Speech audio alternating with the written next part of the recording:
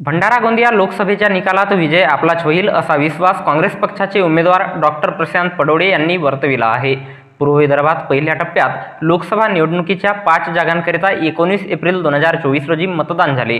यात भंडारा गोंदिया लोकसभा क्षेत्रात महाविकास आघाडीच्या वतीने काँग्रेस पक्षाचे उमेदवार डॉक्टर प्रशांत यादवराव पडोळे यांना उमेदवारी देण्यात आली होती, तर महायुतीच्या वतीने भारतीय जनता पक्षाचे विद्यमान खासदार सुनील मेंढे यांना दुसऱ्यांदा उमेदवारी देण्यात आली।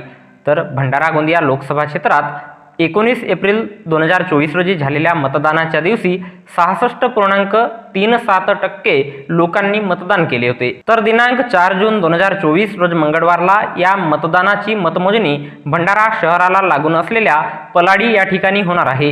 ही निवडणूक जरी महाविकास आघाडी विरुद्ध महायुती अशी असली तरी भंडारा गोंदिया जिल्ह्यात प्रत्यक्ष नाना पटोले विरुद्ध प्रफुल्ल पटेल अशी लढत पाहायला मिळत असून काँग्रेस पक्षाचे डॉक्टर प्रशांत पडोळे की भाजपचे सुनील मेंढे हे निवडून येतात याकडे सर्वांचे लक्ष लागून आहे।